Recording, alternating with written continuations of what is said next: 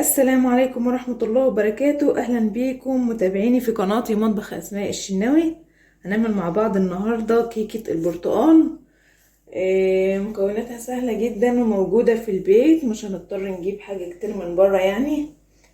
أول حاجة نروح على المكونات بتاعتنا.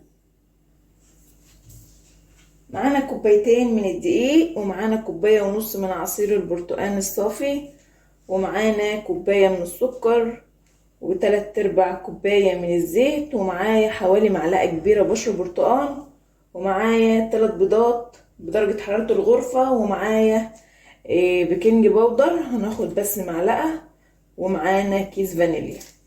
اول حاجة هنروح على الخلاط بتاعنا، هنحط فيه عصير البرتقال،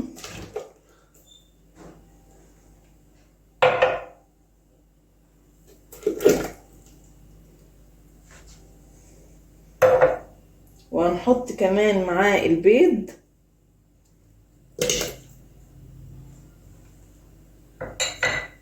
والزيت،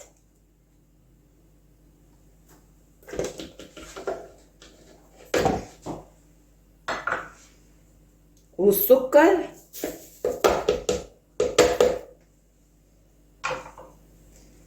وهناخد كمان بشر البرتقال، وهنبدأ نديلهم ضربة في الخلاط بتاعنا. ده كان شكل الخليط بتاعي بعد ما فضيته. هبدأ افضي الفانيليا،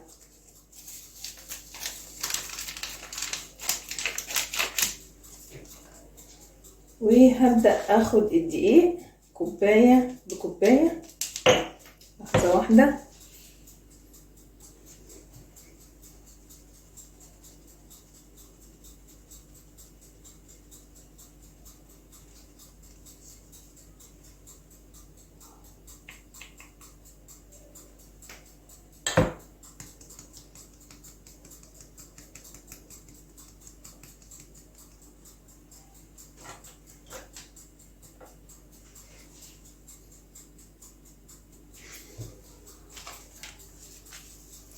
هناخد طبعا اول كوباية، هنبدأ ان احنا ننخلها على الدقيق وبعدين نقلب.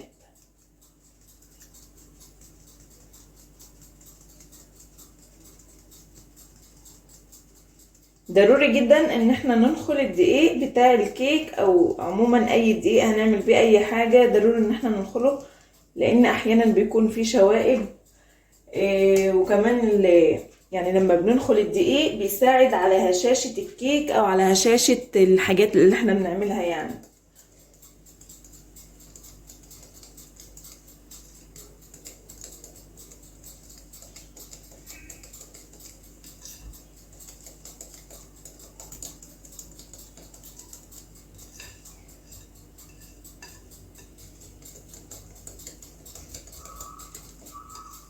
انا هنا هقلب لحد ما الدقيق يختفي معايا تماما.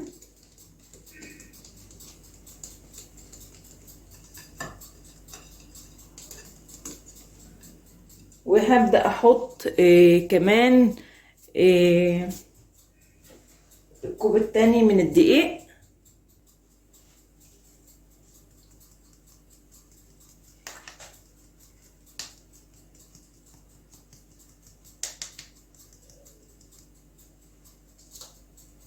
وهبدأ برضو اقلب.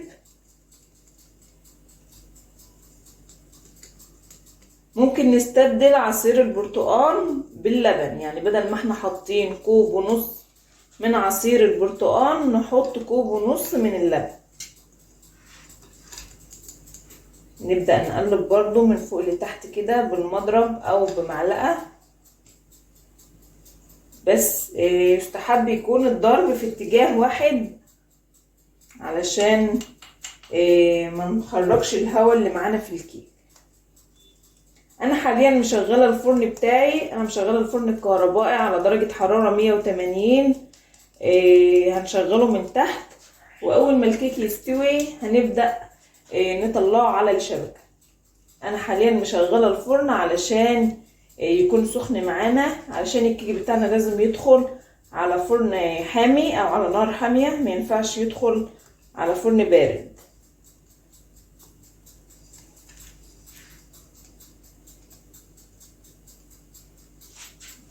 نحط كمان اخر شوية دقيق معانا اهو.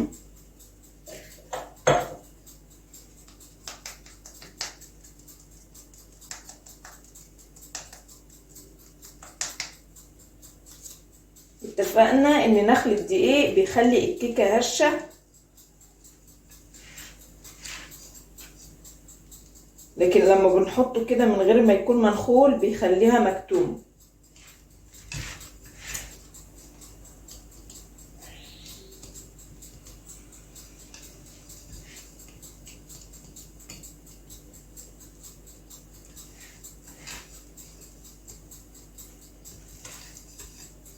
اهو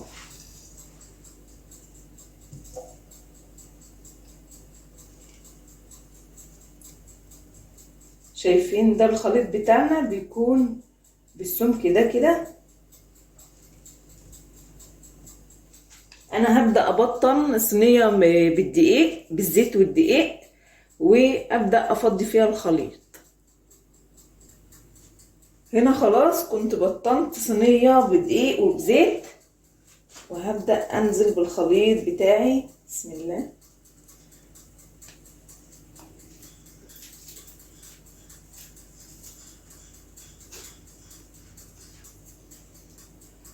شايفين الخليط ما شاء الله، اللهم بارك.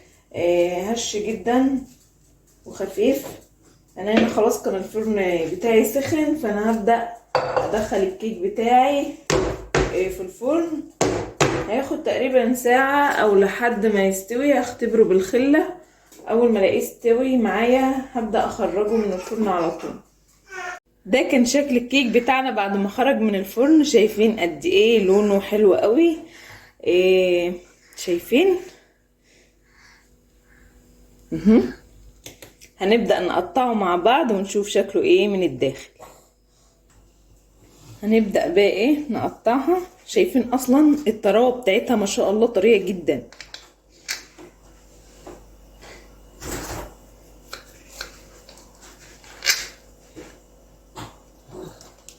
هي لسه سخنة على فكرة. شايفين اصلا يعني بتطلع بخار ازاي؟ شايفين اصلا؟ شوفوا بقى من جوه ازاي.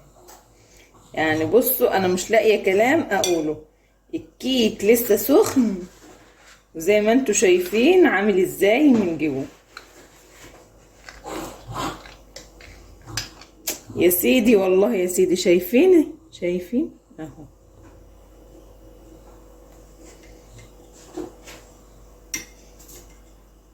دي كيكه برتقان يا جماعه. طبيعي ان هي تبقى صفرة من جوه، هي مش غامقه، هي صفرة.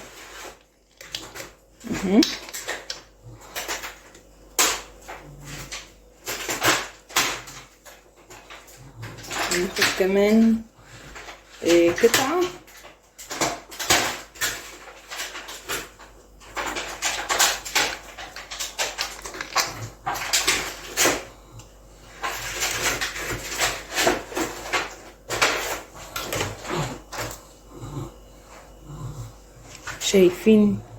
شايفين يا جماعة الجمال؟ حلوة قوي. شايفين اصلا انا عايزه اوريكم الهشاشه بتاعتها. وطبيعي ان هي لسه سخنه بتكون يعني لسه شكلها ما وضحش اكتر ولا طعمها. يعني حتى لو هي اتاكلت سخنه كده يعني بيكون طعمها لسه ما بيكونش حلو قوي. اهي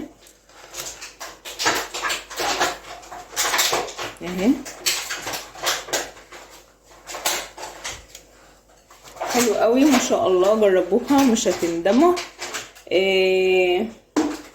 عايزاكم لو جربتوها تقولوا لي رايكم فيها في التعليقات، وانا كمان هدوق معاكم. شايفين؟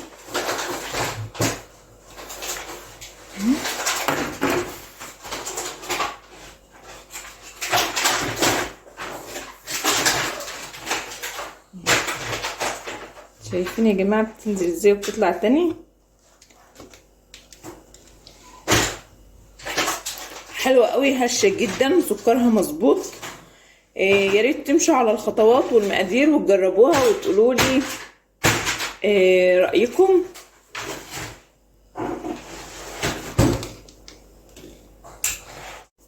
حلوة قوي يا جماعة، جربوها صدقوني بجد مش هتندموا. تقدروا تجربوها وتمشوا على نفس الخطوات والمقادير. لو عجبتكم قولوا لي رأيكم في التعليقات. انتظروني في حلقة جديدة وفي وصفة جديدة. السلام عليكم ورحمة الله وبركاته.